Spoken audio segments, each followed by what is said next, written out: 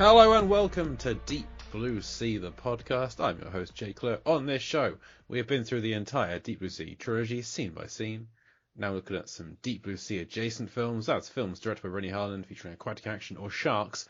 And this is very much a shark movie today, as we're talking about. I think it might actually be our first non-English language shark movie, or even any film we've covered on this show, now I think about it. I'm talking about Aatank. Aatank.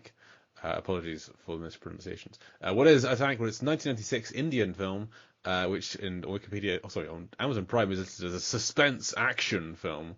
So I was surprised by all of the songs that are neither suspenseful nor action. But there we are. This sees our protagonist, Jesu, played by Dharmendra, who is like a young orphan boy who grows up to become a village kind of protector, Hercules type figure, who goes up against who I described as a fish mafia, who finds some black pearls. They find some black pearls, and there's a town that's terrorized by a shark. Hilarity ensues. A bunch of stuff. There's a lot in this film. There's a lot of plot in this sub 2-hour film that we're going to get into. And I say we because I have a guest joining me today. There's an exploding helicopter in this film, so there was only one person I could think of to talk about this film. So joining us from the Exploding Helicopter podcast is Will Slater. Will, welcome back to the show. Well, thanks for having me back, Jay. And I'm ready to battle you in some slow motion stick fighting. Absolutely, it'll be very choreographed. I will fall over just before you hit me every time. I would expect nothing less. So this is, I believe, your third time on the show. You joined us for a chapter of Deep Blue Sea, of course, the one where the helicopter explodes.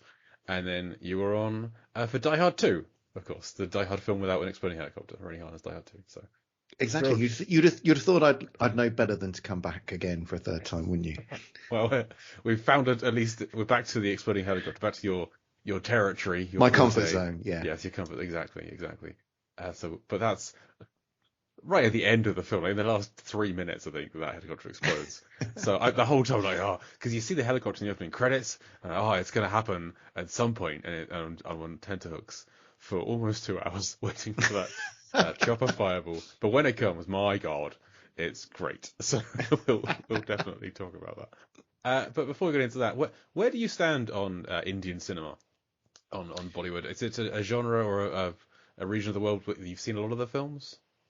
Well, it's a sort of a body of film that I've actually been making a bit of an effort to explore in the last couple of years because, there's always, if you're a film fan, there's always something new to explore. So I'd, watched my fair share of French New Wave, of Italian neo-realist, of Korean horror movies or whatever, and I realized, I haven't actually, dipped my toe into the sort of Indian cinematic waters, and so a few years ago I started to make a bit of a concerted effort to watch some more films from that particular part of the world, and I wouldn't claim by any stretch of the imagination to be an expert, but I've been schooling myself in that world, so I think I know a little bit about the cinema of that part of the world. I would say you're more well versed than I am. I have seen very few. RRR in recent years is one I really enjoyed. Great fun, yes. Movie that. Absolutely. And outside of that, I don't think I've seen any other, I would say, like proper Bollywood films which have all of the lavish musical numbers. There's a couple of Indian films on the 1,001 movies you must see before you die list. I want to say the Apu trilogy is on there. I've seen some of those, but it's been a while, so not a lot has stuck with me. So I am the least qualified person to talk about this film, but that's okay. We're going to talk about it anyway. We're just going to blunder through in our ignorance. I think that's just generally the best way to approach discussion of film and life in general, Jay. Absolutely. So this was a first time watch for me. I went in completely blind. As I said, I wasn't expecting musical numbers. I wasn't. I didn't know what I was expecting other than a shark film, and this isn't a shark film for the first 50 minutes. Like, other than in those opening credits, you see a little bit of shark here and there. Then it's just like a lot of plot, a lot of villagers, a lot of mafia stuff, and then you have the plot of Jaws in the second half. Well, Jaws obviously famously was the shark movie without a shark, but Yes. at least even from the outset of that film, the idea that there was a shark present in the film was very much established, even if you didn't see a lot of it. However, in Aatank takes a very different approach, where no reference is made to a shark for nearly an hour of this film before eventually introducing that character into the movie. So yeah, an interesting wrinkle on the idea of a shark movie without a shark. Yeah, I was watching this with my wife, and she did like 45 minutes in go. So why are you watching this? What is what is this one for? So believe it or not, it's for Deep Blue Sea. We'll get I feel there. they make up for it though later Yeah, on in the film. absolutely. Yeah, all of the shark stuff is glorious, but let's deal with perhaps the non-shark stuff. We get into the shark stuff. So the rest of the land-based plot, which the first 10 minutes I got whiplash. So much happened. Like we start off like, to be fair, the opening credits take a while, but then we meet these two kids. Jesus is an orphan, who he's repeatedly called bastard. So we get that early on, and his friend Peter, they break up. They kind of wreck a boat that they shouldn't. They nick a boat, wreck it, break a paddle. It's mainly Peter that does this, but Jesus says he'll take the blame, because if Peter takes the blame, then Peter's mother will be blamed and have to pay for it, whereas Jesus has no one. So Jesus gets kind of punished, thrown out of school, leaving this. Peter falls into a hole. It's just an unattended hole that Peter falls in. Jesus I jumps think it's in. meant to be a well, but Okay. Like much in this film, this moment is confusing. Yep. Because just running along, falls in a hole. Jesus jumps in, saves him, and when he gets out, Peter's mother like, I will adopt you. You're my son now too. Next scene, she dies. So cut to deathbed, and then Peter's biological family come and take him away, leaving Jesus with nothing again. This is set up for this character who has everything. He has nothing, then has a family for. Like a family off screen, basically, and then nothing again. I found this to be a very odd introduction to the character. But yeah, I can only concur, Jay. yeah, this is a fun. It's a fun plot. It's a fun film.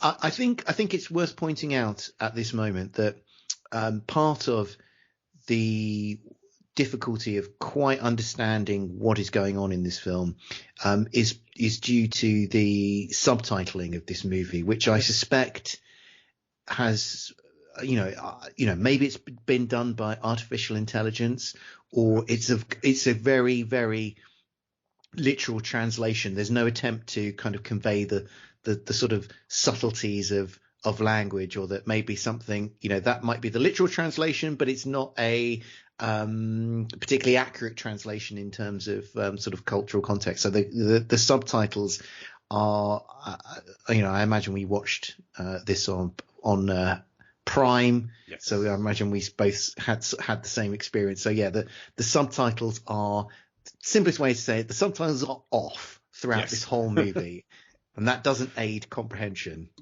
It's most entertaining during some of the songs that we'll get to, I think. It's just the literal translation. Not a lot of subtext going on in those songs. No. And also, like the transfer it's not the clearest transfer in the world either. So if like myself, you're not familiar with any of these actors, it's easy to confuse some characters here and there. Well, Jay, I don't know how much research you did for this film, but talking about the quality of the transfer, were you aware of the disjointed production history of this film? I am. I know that there's one scene that was filmed like 15 years after everything else. Well, which there's more than one well, scene, Jay. there's one very obvious scene that's filmed a lot later, where the characters visibly age over a decade from scene to scene, and then back again. But please tell me more if you have more on it. Well, I don't really have that much more on it because there isn't really information as to the strange, convoluted production history of this movie is very hard to come by. Really, all that can be authoritatively said is that production on this film started at some point in the early 80s. Production was then abandoned. And then about 10 years later, sort of some additional scenes were then shot in order to complete the production of this film. So it's kind of credited as coming out in 1996, but it's very obvious from watching this film that some of this stuff was shot. I believe it's in the early 80s, but I mean, you could even think it's in the 1970s. Looking at at some of the fashions that people are wearing in this film. So, some of the actors. So, for instance, the main villain of this film, a character called Alfonso, he had actually died 5 years before this film came out. So, I mean, that hopefully gives you some indication of just quite what the makers of this film were battling against or trying to wrestle with in terms of putting this film together. They had footage from 10-15 years ago. They didn't have all the same actors. What actors they did still have looked very much older, and so we get we get the rich tapestry that is Aatank. Yes, yeah, because you got to assume they started making it as like, hey, Jaws was popular, let's do a Jaws, and then, I mean, Jaws is still remembered. People still talk about it a lot, but maybe less so in 1996 than in the early 80s or late 70s when they started production. Yeah, yeah. One day there'll be a documentary on the making of Aatank. I hope that'll be an interesting watch. I think. Well, hopefully it'll make it a little bit more sense than the film itself. Although, sure. I mean, I kind of feel, in a tribute to the film, they should probably start making it now and then try and complete it in 2034. Absolutely, yeah, I'm here for that. I mean, hey, let's do it. Let's start. Who's more qualified than us? Exactly. So we then after Jesus' abandonment, we then kind of cut to just as the production of the film did. We cut a few decades in the future, and he's now a full-grown man. This is when he's Dharmendra, who an actor I've not come across before, but is like the Will Smith of India. That's just one of the biggest, most famous actors of all time, who like went into government for them. Has like got lifetime achievement awards. Just a true acting legend of the region. And I think he does a good job. I think he cuts an imposing figure. He's a big guy. He does the physical stuff well. I had no problems with his performance. Yeah, I mean, he certainly looks like somebody who could be the defender of this community. I mean, I have some questions about.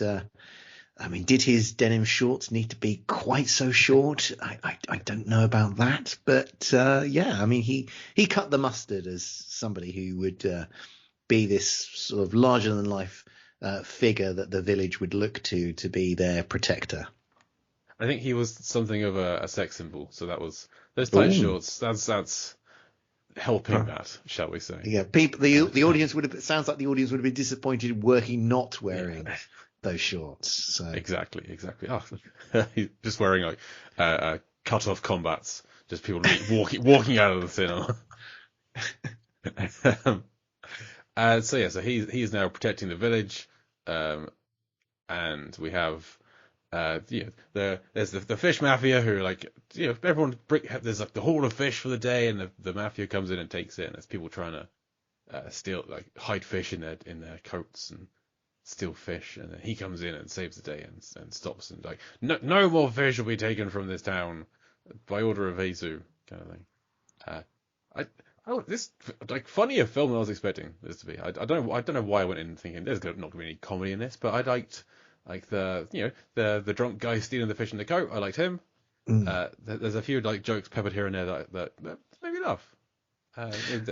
There's one with I mean, as somebody who's watched a few more Bollywood films than yourself, but I think a lot of these mainstream Bollywood movies, I think the best way to understand it is that they're trying to sort of tick a lot of boxes. So there'll be some action, there'll be some comedy, there'll be some romance, and there'll be some song and dance numbers. So they're very much about sort of ticking sort of any kind of demographic they can appeal to. They're going to give you something for you to enjoy. So I think if you to watch a few more of these films, of this ilk, well, maybe not totally of this ilk, but if you were to watch a few more films, I think you would start to recognize the sort of the similarities in sort of tone and approach of films like this.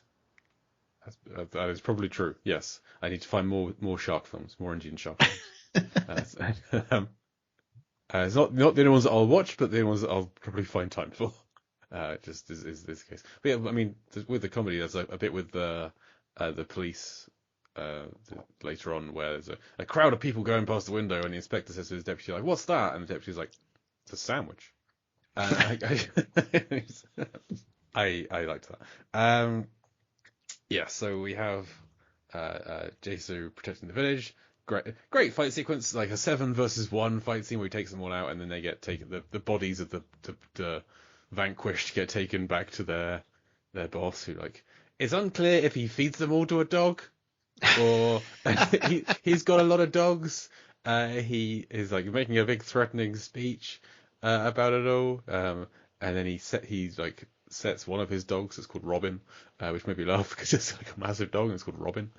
He sets it on a little rabbit, which is killed off screen, I assume. But you feel like these people are going to get fed to dogs, and you don't see it. And I'm okay not seeing that, but it was odd. It's a very bizarre scene, that whole scene, which is, I guess it's meant to set up the idea of Alfonso as this utterly ruthless villain. So we see him, feeding sort of raw meat to his, he's got a big, pound is the wrong, he's got numerous dogs that he keeps, and he's feeding raw meat to them. Some of them are like Dobermans.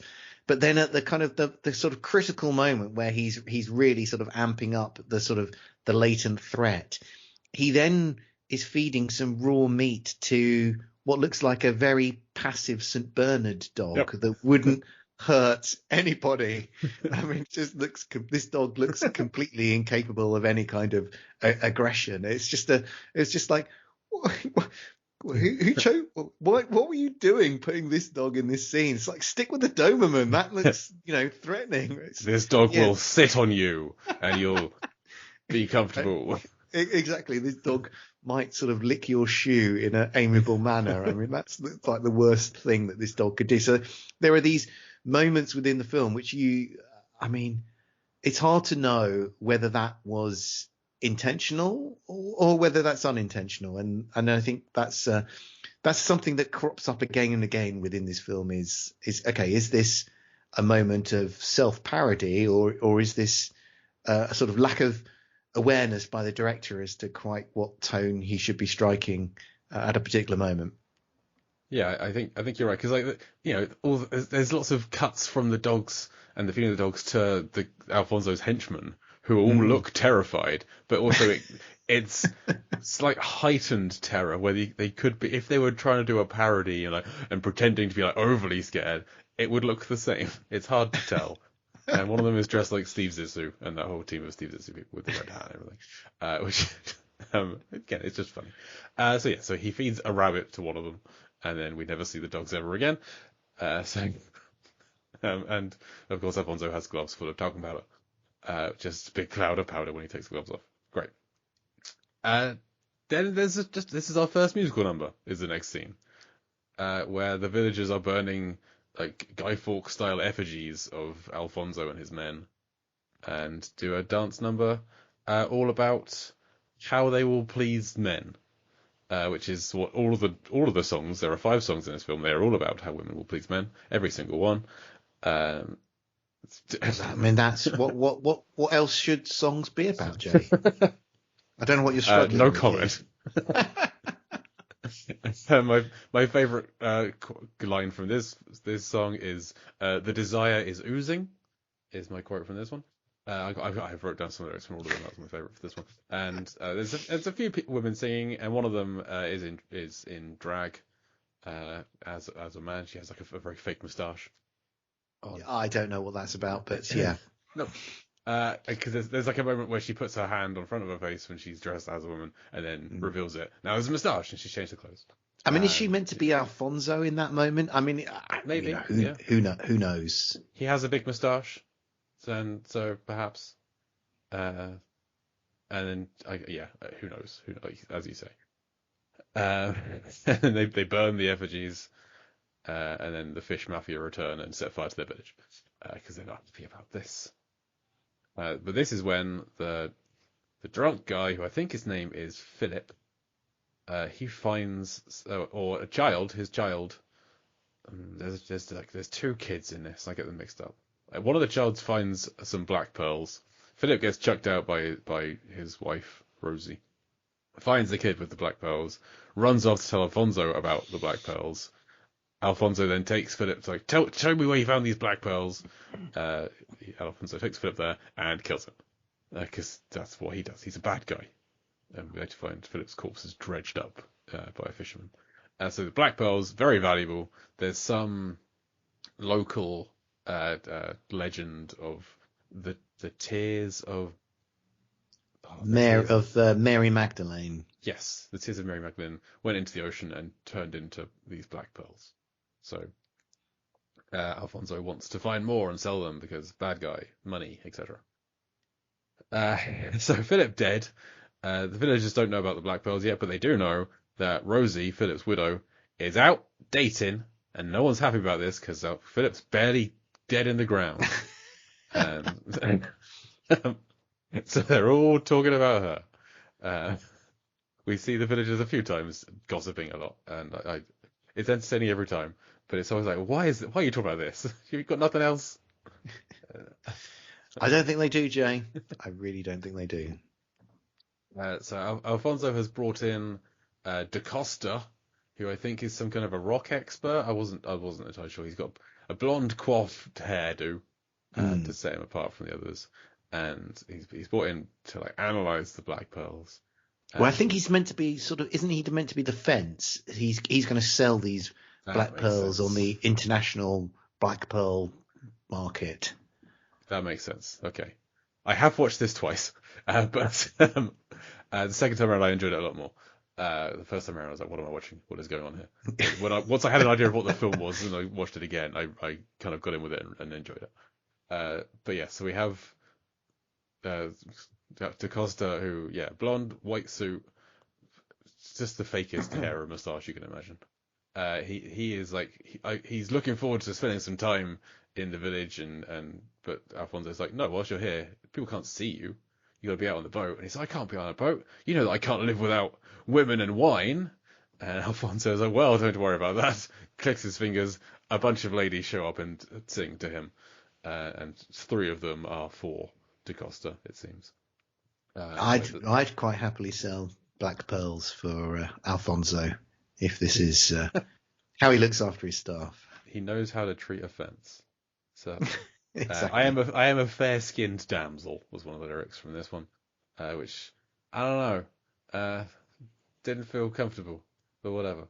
And there's a lot of Fast and Furious style camera positioning of just sat on the kind of the cleavage or the midriff of the dancers for a little while. So I think that's where the Fast and Furious filmmakers picked up their style just from watching Aatank. It must be.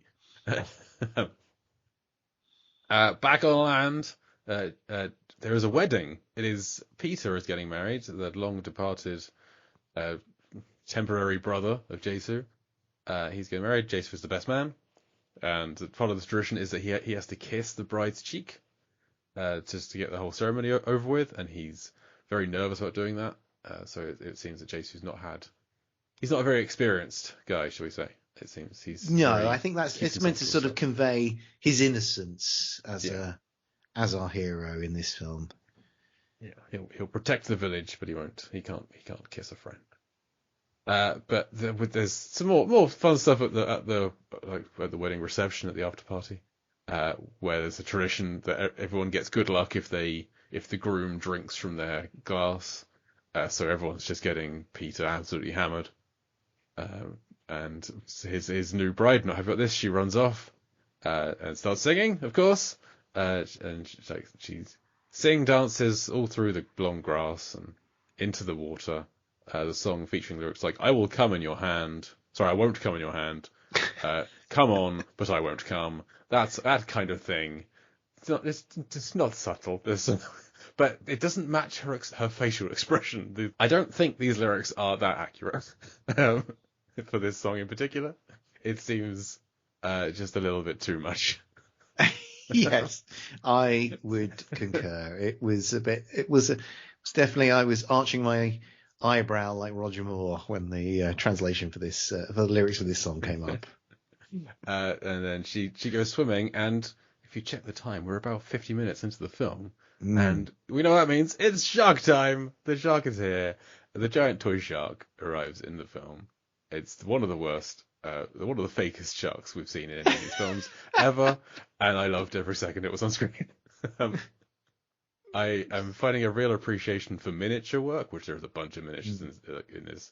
I love when filmmakers play with their toys, and it's delightful. Just the sheer scale of this shark, that people are able to swim around inside of its mouth. Exactly. I mean, I don't know.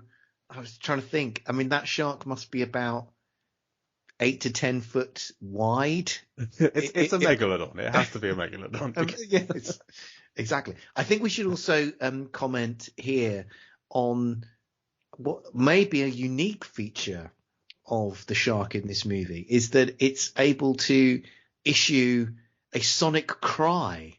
Oh, yes. that sounds a bit like a screeching eagle every time it comes on screen. Whether it's on the surface or beneath the waves, it's able to issue this sort of high pitched, piercing scream. That I can only really compare it to the cry of an eagle, which, I mean, I'd be as a scholar of shark movies, Jay. I mean, we expect these types of cries from other monsters in movies, but generally sharks are silent and deadly. I mean, is there another example of a shark that issues a cry like this? Not when they're underwater, certainly. But I think the shark in Jaws: The Revenge is one of several roaring sharks in cinema. It's sadly not that uncommon, because you say monsters must make noise in films, and sharks don't typically do that. But in film, I don't know, a little roar. It doesn't take away from the film, but if you're watching Jaws: The Revenge, it's in there. But yes, I love the little musical sting. It has to be taken from, it's the Jaws. Jaws has a theme in Jaws. Bruce has a theme in Jaws.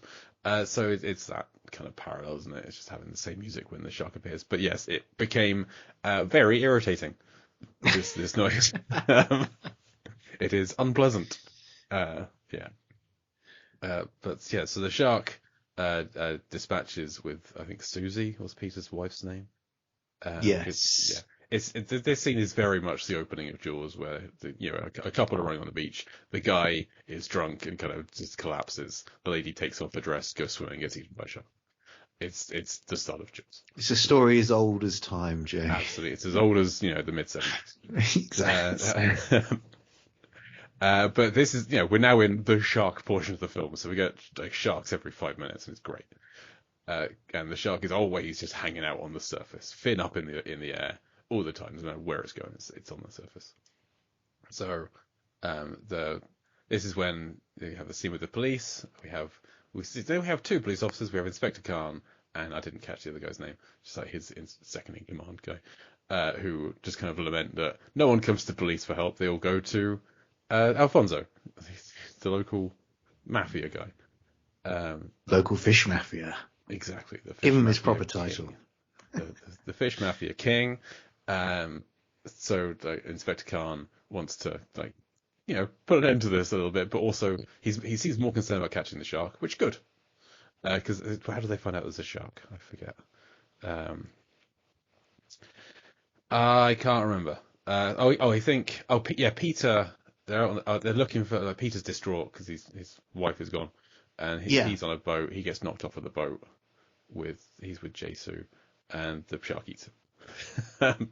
Peter's not in this film as much as I thought he was going to be. I thought it was like he was going to be around for ages, but he's like the second death, or I guess third death if you count Philip, the drunk guy. Yes, which kind of speaks to sort of the strange textures of this film, because obviously we have that, you were describing it earlier, the fact that Peter and Jesu are these sort of lifelong friends, and I don't know, I mean, okay, you can expect maybe Peter does get bumped off by the shark, but you kind of expect it would happen a bit differently, that there would be a bit more build up, and there'd be a bit more consequence, but there isn't. It's just sort of, my lifelong chum gets it. I mean, obviously Jesu is sad about that. We see him moping around later, but it just it's a very, Peter disappears out of this film very abruptly, as do many characters in this film. Sure. So maybe it's just part of the course, really. You think Peter would be around a bit more to just have a bit more of an impact of his wife dying? We meet his wife, she gets eaten by a shark. Peter gets eaten by a shark. That's just kind of the scenes that happen in her order. So there's no like, we've got to get that shark killed my wife. There's none of that. Exactly. You kind of exactly. You'd think that Peter's function from there on would be to incite Jesu into action because of what had happened to his wife, but that doesn't happen. He just goes the same way as his wife, and that's the end of that. They're reunited. The shark's big enough to live in, I guess, so they could happen. They may be there together still. It just eats them whole. Who knows?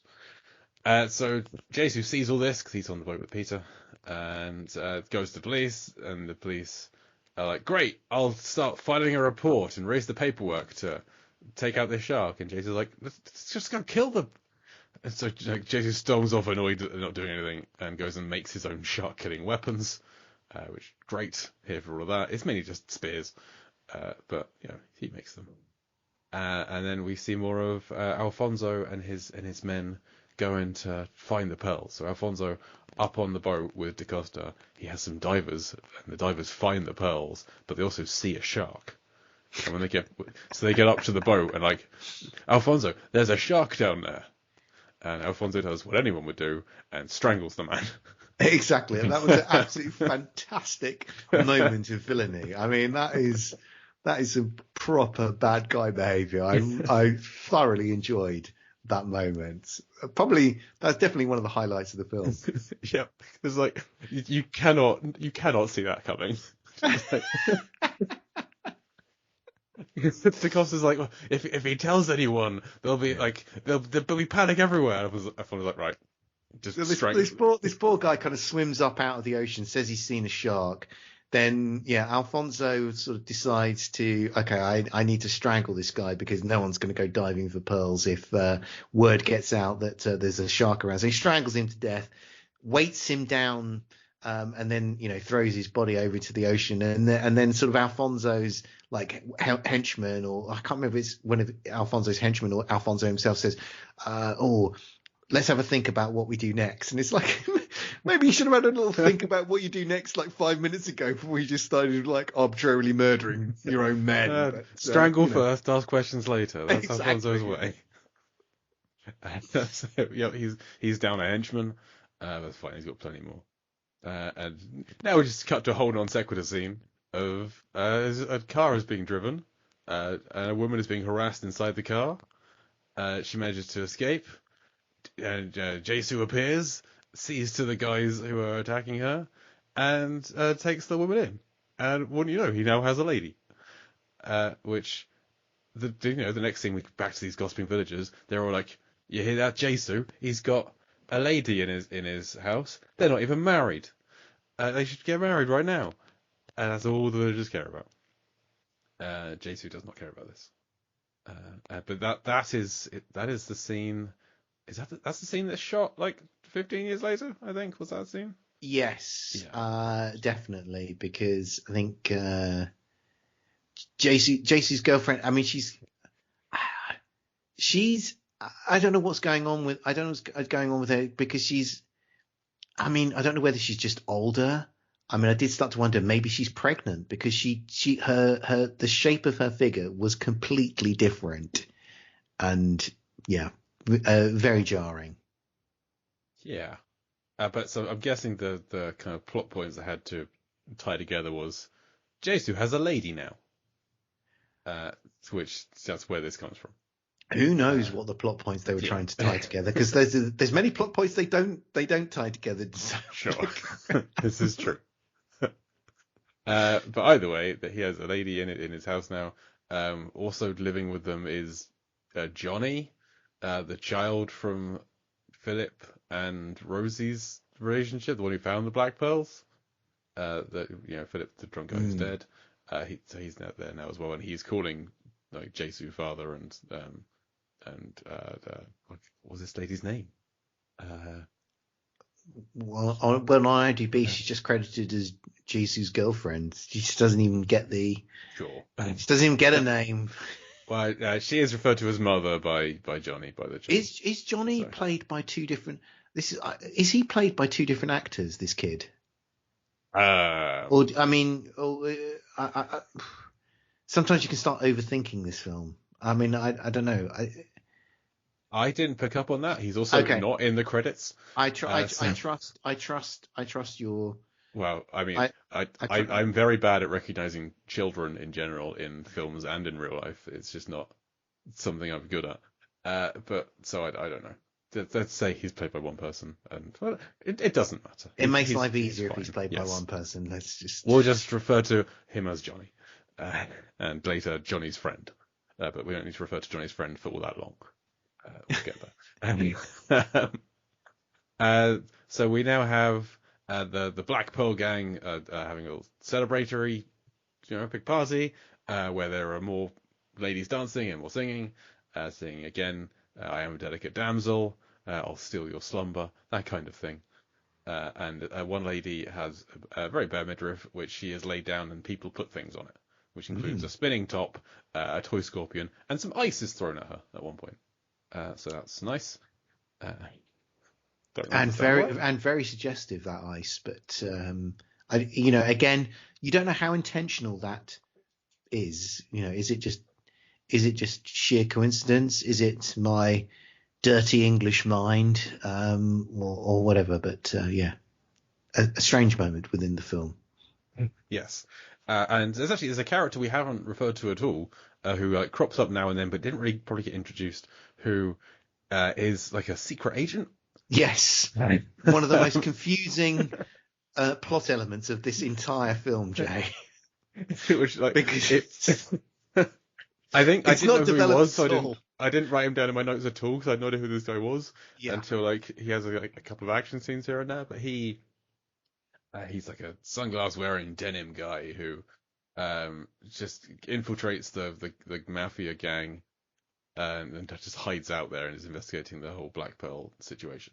Exactly, and I think it's one of the most confusing because this character is scarcely introduced, it's scarcely developed, scarcely plays any point in the film. Although I think his presence does perhaps explain the ending, which we'll get to, where a lot of Indian soldiers turn up for no other reason.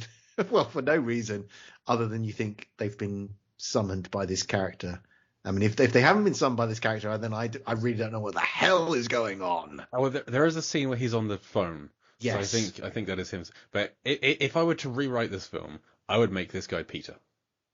and have like Jesu is this village defender, Peter grown up to be a secret agent, and this whole like Blackpool operation brings the two together somehow.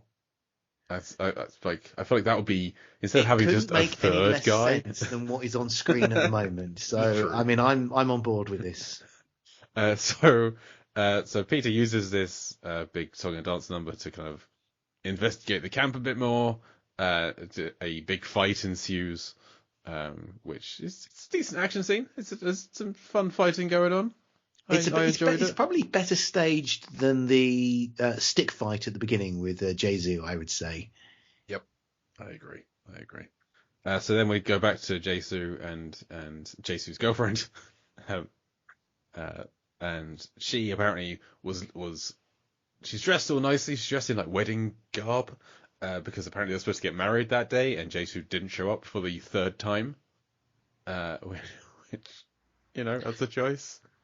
There are like weird continuity moments at this point in the film, because I don't know if Jesus was supposed to get married 3 times before. I completely missed it. And then there's a whole business on the boat later, where sort of after this scene where Jesu is sort of hunting for the shark as part of the film's conclusion, and he's saying things like which suggests that his mate Peter was killed earlier that day, which doesn't make any sense because like clearly multiple days. That's a busy day. Yeah, clearly multiple days have passed between when we saw Peter get killed and when now Jesu is on this boat hunting, the shark as part of the finale. So there's, I think another reminder of the convoluted production history of this movie, and the fact that despite the multiple, the various reshoots and edits that were going on, they haven't been able to kind of eradicate every continuity issue out of this movie. It's we'll mention it every chance we get. This film doesn't make any sense. Great. So, but I don't think this is the kind of film that you watch for the minutiae of the plot. This is for the set pieces and the songs and the sharks and things. I think that's really like, I think like you've watched it a couple of times now, and you mentioned actually you enjoyed it more on the second viewing, which is something actually I said to you when we were like prepping for this, and I think it's true. It's like once you get a kind of watch this film once, you've got a broad outline of the film, and then you can kind of just ignore a lot of the like the failures of continuity, and you can, I think if you just watch this film with a sort of like a broad sense of, Jesu is the village defender, you've got the kind of fish mafia who are the bad guys, there's a shark that's killing people, and Jesu's going to kind of take care of the shark, he's going to take care of the fish mafia, and I think if you just follow that broad like big scale plot, you can enjoy this film, and don't sweat the small stuff. I think that's the key point. Yeah, and if you're listening to this podcast, you probably like shark cinema, and there's plenty of that to enjoy in the second half of the film, so it's worth a watch, I would say. But if you don't care about all the plot stuff, then just jump to like 45 minutes in and go from there. You'll pick it up as much as anyone else will. Just watch the rest of it. So Jesu and Jesu's girlfriend have an argument. She leaves, goes to the bar, and sings to all the men there. And they all stare very creepily at her and start making moves on her a little bit. This is, I think, all just to make Jesu jealous, because he arrives at the bar and beats everyone up. But then when they get home, he throws her out. He's annoyed with her for doing all of this, and then Johnny leaves with her because Johnny won't stay. He won't sleep anywhere that she's not respected. Which good for Johnny. He's very woke. Yes, indeed. So this with Jesu, it's been revealed that Jesu is kind of terrified of being alone. This is where all of his trauma comes from, all of his problems. He's just, which I think is that initial setup of having a brother and a mother, and then them being ripped away from him. Where that comes from. That stems from just that fear of loneliness. So he accepts them back into his home and into his heart, and they're happy for the rest of the film. Which they do all survive. Those three, no one else does, but those three survive. And then we then go to Jesu and Inspector Khan out shark fishing, looking for the shark. At one point, Inspector Khan says to Jesu, "How deep is the water here?" I really want to know how deep the water was. What happens later in this podcast? We do not get an answer. I'm still furious that it was just. But they're doing the classic big chunks of meat on a hook and baiting for the shark. They see the shark and Jesu's gonna shoot the shark, but the inspector stops him, and I couldn't work out why. Well, I mean, I think it's not entirely clear. I think this inspector is in cahoots with Alfonso. Oh, I didn't. If that is the case, I did not pick up on that. Well, I mean, I could easily be wrong, Jay. I could easily be wrong because when because it is confusing because when the inspector is initially introduced, I think we're led to believe that he's meant to be sort of a straight down the line sort of cop, but then there's a scene later where he's at a kind of a meeting that Alfonso is having with the rest of his henchmen, and the inspector is sort of basically going along with Alfonso's kind of Black Pearl plot, the idea of sort of, okay, right, well, we're going to close down the beach, we're going to close down the beaches to keep the villages out of there so that I can kind of get these black pearls out of there. And quite, as I say, it was a confusing moment because I was like, oh, okay, well, I thought he was meant to be, kind of like a straight down the line cop, but then he's kind of collaborating with Alfonso in that scene. So yeah, it was, as I say, the business that happens on the boat, I kind of put that down to him being in cahoots with Alfonso, but it's yeah, like much in this film, it's not entirely clear. Yeah, there are some scenes where they're in cahoots, some scenes where they're not, and that's this film. It's inconsistent. Which, okay. So either way, the encounter with the shark leads to Jesu being like knocked over, and there's a rope that's like holding him down, and Inspector Khan manages to shoot the rope on this boat that's bucking up and down in the waves, and he's just, in one shot he gets the rope, and like that's a very impressive shot. Given that he was basically aiming in Jesu's direction, he could have very easily killed the guy, but he doesn't. He saves him, so good. And then I can't read my notes at this point. Oh yeah, this is where I wrote lovely miniature work because the boat they're on, the toy boat, goes through a little tunnel, but it's clearly just a toy boat going through a little tiny tunnel, and it's delightful. I loved it. I actually like the miniature work in this film because, I mean, it's all very clear, like what's miniature, what's actually a real boat on some real sea. But I actually think they've matched it together. I mean, the joins are clearly visible, but I actually think they've done a good job of matching it all together to create coherent scenes. And, I certainly wouldn't.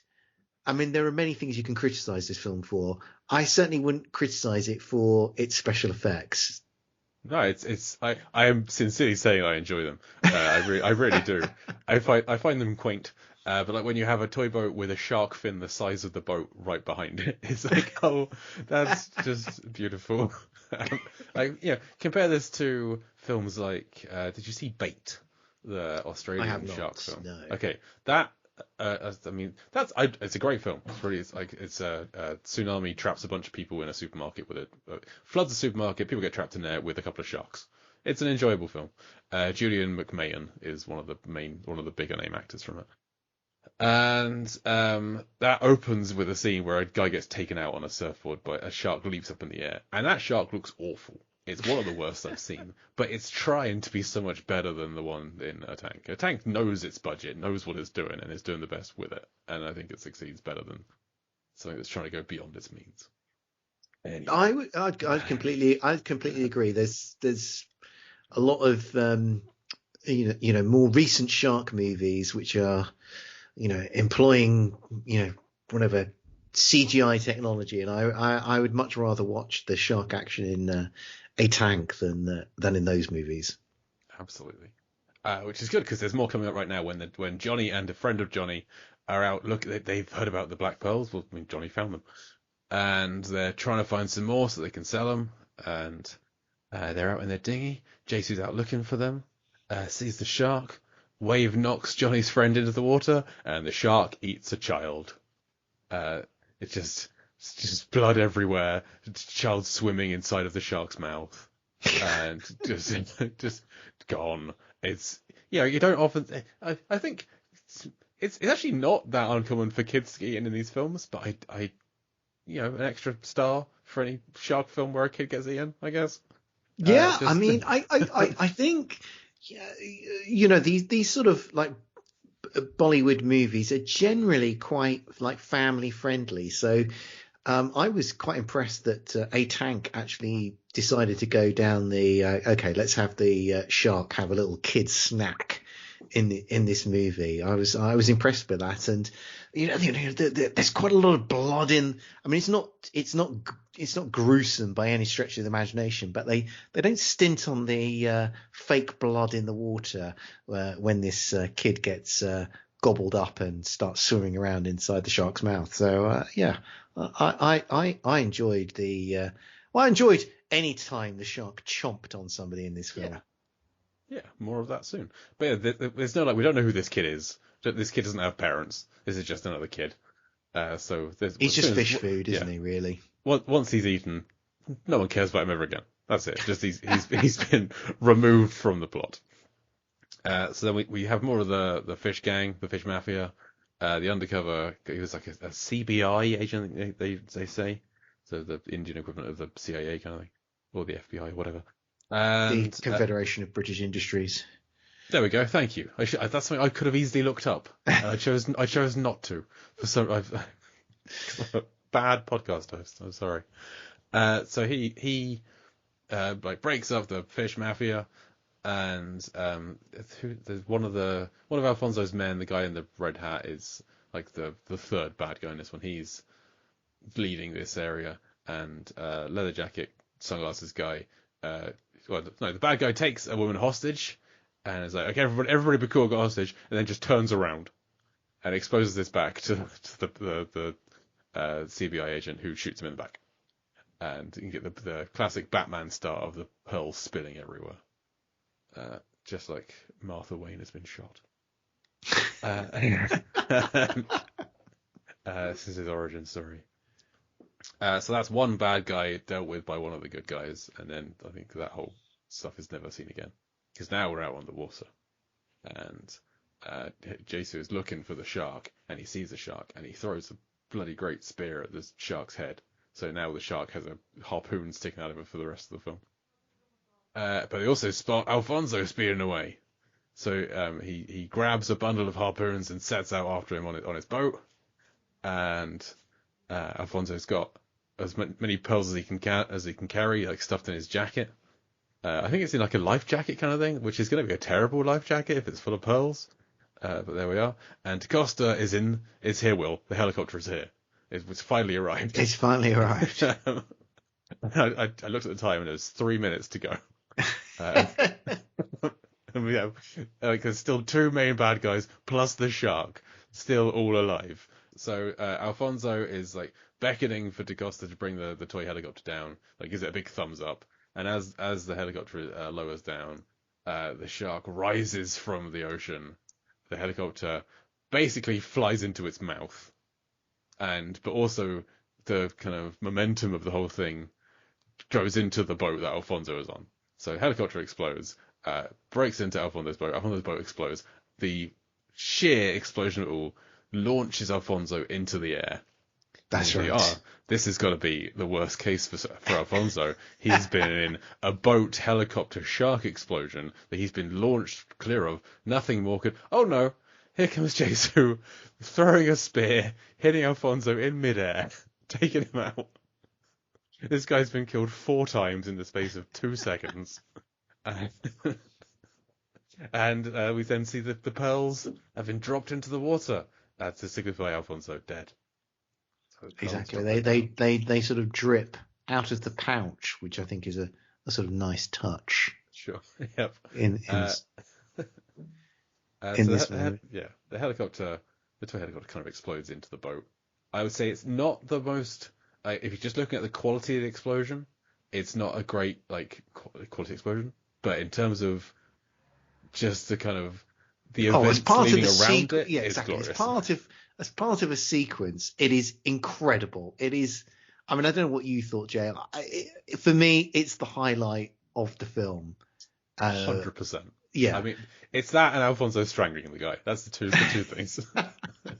but this clip of this movie has kind of been been circulating around on the internet for years and years, because it is just such a incredible, like, wacky scene I mean, I probably need a sort of term for like a sort of for sort of this sort of chain reaction of events whereby, yeah, they're kind of they're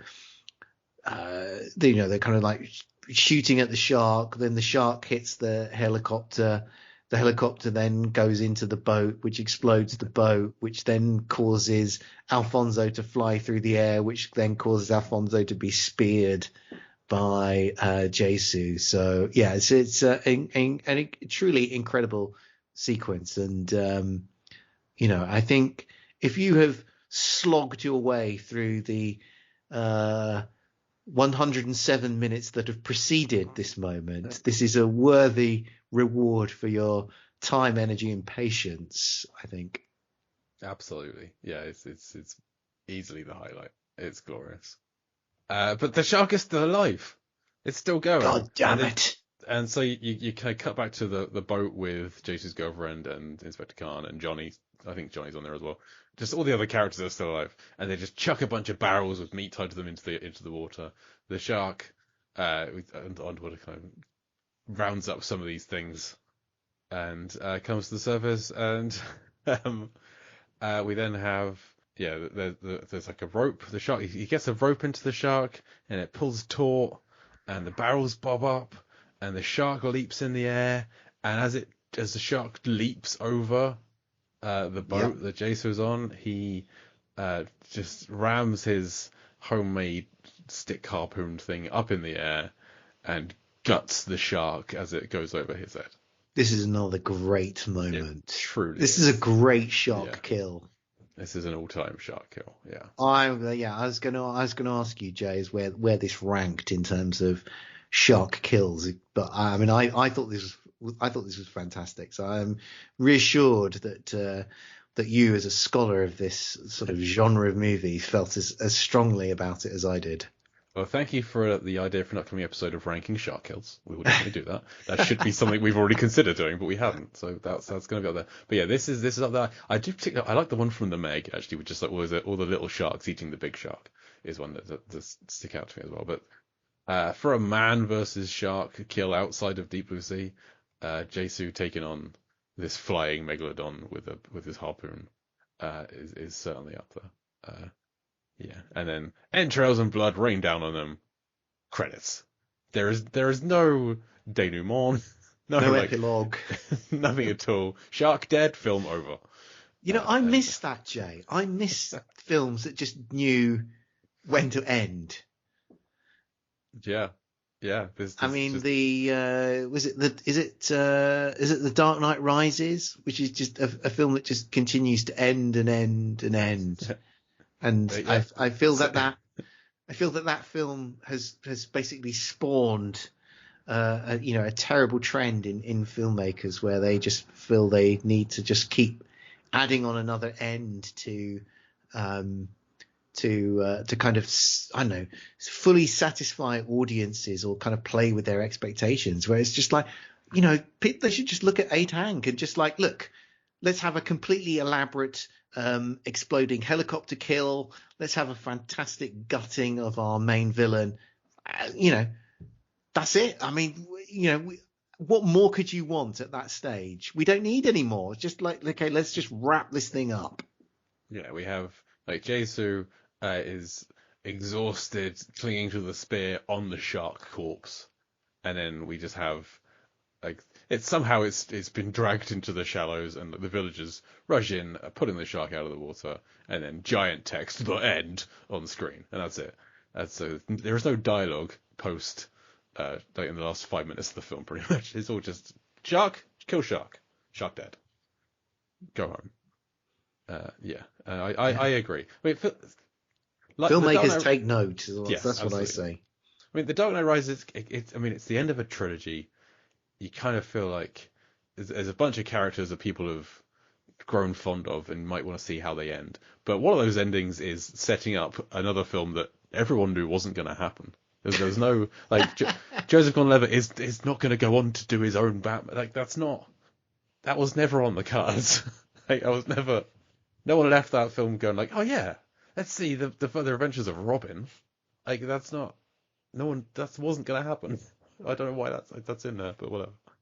Because he has like finding out that's his middle name and then going to the Batcave and rising up, and yeah, it's just fine. Cut to Alfred seeing Batman in Italy or wherever they are, Florence or whatever it is. More films where villain dies, roll credits. That's I tell you what was very good. Those sort of 1970s, 1980s.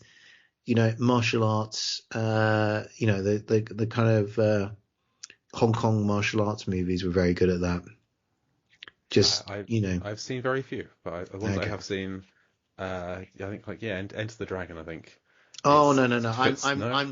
I'm thinking more the much lower grade. Oh, okay. The much lower grade ones where the villain would be defeated. And then just suddenly, a big fanfare would sound, the end would pop up on the screen, and that'd be it. We're out of there. Why are you still sat down? Get up, go home. Yeah, exactly. Yeah, we've got the next screen. The people for the next screening are waiting to come in. Come on, top. We've got to clean. We've got to clean. Go. You're at the back. Run. So that's Aatank. Is there anything that we skipped over that we missed you want to talk about, Will? Or did we cover it all? I think we've done a very thorough deep dive into this particular film. But I mean, a general point about obviously exploding helicopters are my passion, are my sort of filmic genre that I choose to study, and there actually are a surprising number.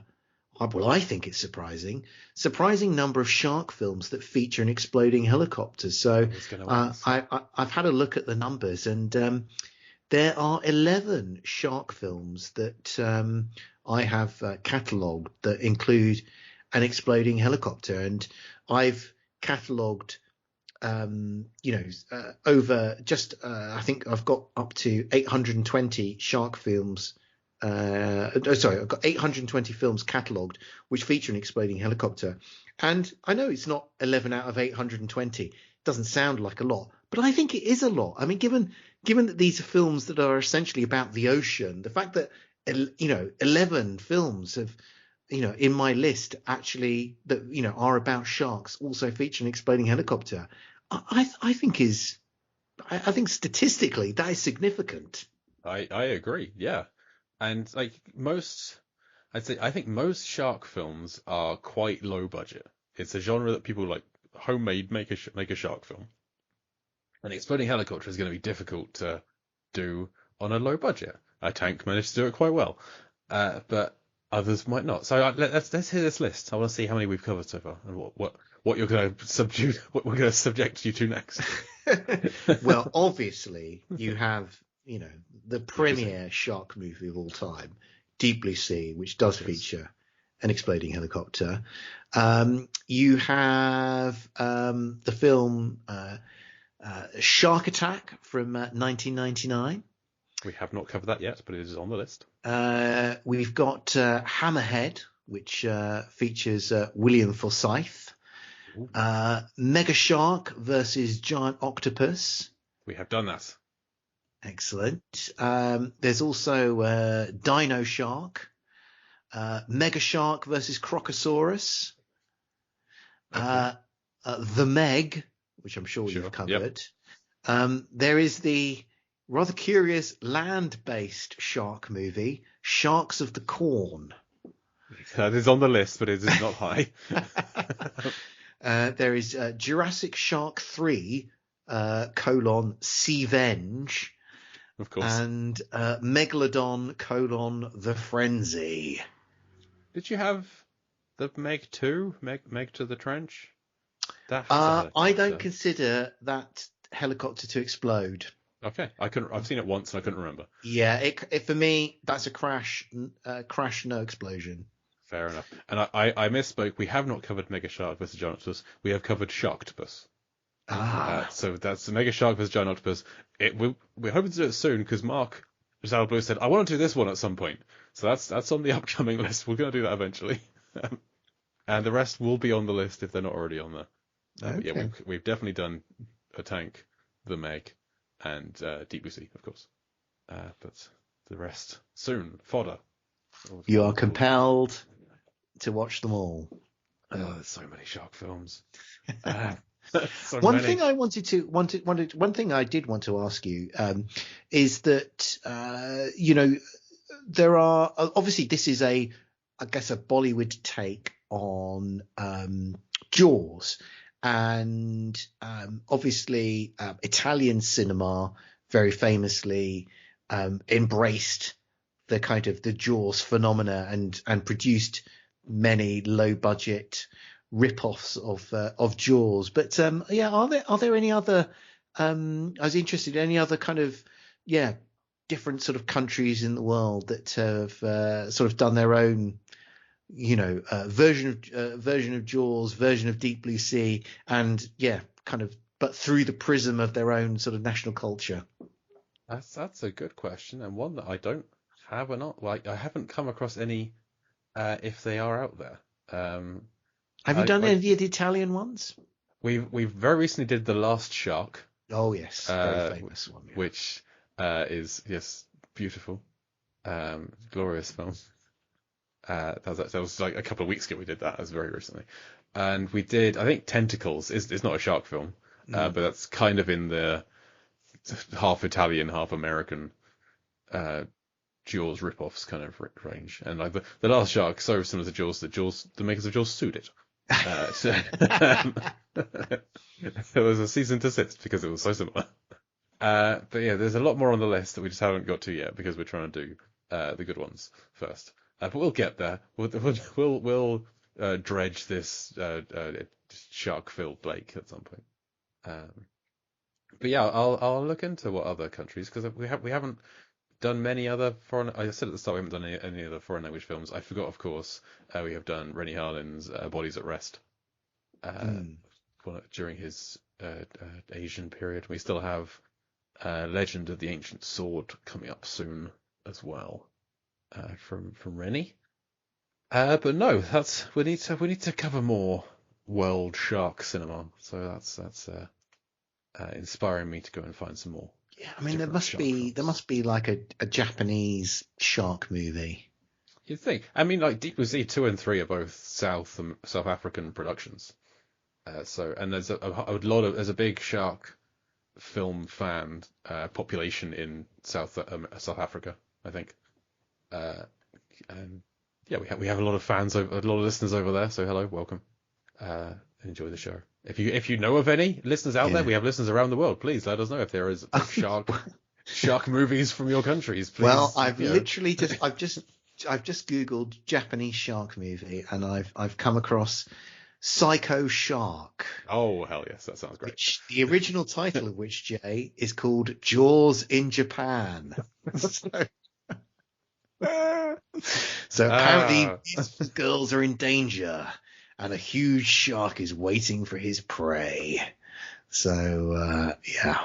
Now, you might think Jaws in Japan would have come out in the 70s, but no, 2009. There you go. And an IMDb average rating of 1.5 out of 10. So I'm sure you're going to enjoy watching that one, Jay. Well, it's only 70 minutes long, so I can stick with it for an hour and a bit. That's no problem at all. It even has the Jaws logo as part of its poster. Great. Can't wait. Jaws in Japan coming soon on Deep Blue Sea, the podcast. But I think that'll do it for our coverage of Aatank. Thank you for joining me, Will. Where can the listeners find you online? Sure. Well, if people are interested in finding out more about this strange way that exploding helicopters keep blowing up in movies, then they can find me online at my website, explodinghelicopter.com. They can follow me on Twitter at ChopperFireball. I'm on Facebook, Instagram. I'm on Blue Sky as well. If you just look for Exploding Helicopter, I'm sure you'll find me. We are also a podcast, and you can find Exploding Helicopter, the podcast, wherever you get your pods. And I completely forgot the final two segments of the show. We got so involved into Jaws in Japan, I forgot. We have to talk about, firstly, how is Aatank similar to Deep Blue Sea? It's not a very long list, so just a little quick list of: a child is banished from school because Carter Blake has talked about he didn't go to school. That's fine. Climbing up a ladder. Someone wears a cross necklace. There's a building on fire. Someone attends to an arm wound. Dead body is found in water. Gratuitous shots of underdressed women. There's a priest at the wedding scene. People are eaten by a shark. There's blood in the water after a shark eats. The one Janice gets eaten, you can see loads of blood, similar to when the kid gets eaten here. They spear a big shark on a rope. And improvised shark-killing weaponry. So not a long list. But more importantly, we need to know how deep and how blue is Aatank. So, Will, when I go through these films, I try to estimate how deep underwater or above water the action is taking place in each scene, and so work out the average depth of the action over the course of the film, and then I work out roughly how blue the screen is at any given point to give an average blueness of the film. So, do you think that Aatank is deeper and or bluer than Deep Blue Sea? If I say that Deep Blue Sea is on average 14.5 meters deep, 31% blue. I can't think that Aatank is either deeper or bluer than Deep Blue Sea, given that so much of this film doesn't involve the shark, and we don't really get to see it in its natural habitat too much, apart from when it's on the surface, chowing down on little kids. So for me, I can't think it is deeper or bluer than Deep Blue Sea. That is correct, yes. This is mostly on land. The shark stuff is like underwater. I had to kind of estimate how deep it was. But on average, this works out being 25 centimeters up in the air. So it's 0.8 of a foot, which means it's ever so slightly higher than Anaconda, ever so slightly lower than Pirates of the Caribbean at World's End. And blueness, this is about 22.4% blue. So it is less blue than Airport 77, but bluer than Ghost Shark. So that's where it sits in that ranking. Good. Nowhere near as blue as Deep Blue Sea. Great. But yeah, that'll do it for our coverage of Aatank. We've had Will's plugs. You can find this podcast on all social media at Deep Blue Sea Pod. Email us, deepblueseapod@gmail.com, with all of your international shark movie picks. We'll cover films from any country as long as we can find it and it has sharks in it. We'll cover it. So send us those emails, deepblueseapod@gmail.com. Next week, Mark will be back. What are we doing next week? I think we are covering a Rennie Harlin film. I think we're looking at 5 Days of War next week. Another exploding helicopter film. 2 in a row, I think. Yeah, I think there's a helicopter blowing up in that one. Good I haven't work, seen it yet. Yeah. Doing a better job of covering exploding helicopter films than I am, Jay. Well, I mean, you've still got far more than we have. Which would make sense. I'd be very concerned if we'd covered more than you. Catching up fast, though. I'm worried. Get back in your lane, man. Well, I think that's the last Rennie film to have one, but who knows? He might have. He's got 3 The Strangers films coming out this year. They could be full of exploding helicopters. I doubt it, but you never know. We'll find out at some point. So yeah, come back next week for 5 Days of War. But as for today's show, as for Aatank, thank you once again to my guest, Will Slater. Good to be here again. I've been Jake Lurt, and I'll Deep Blue see you next week.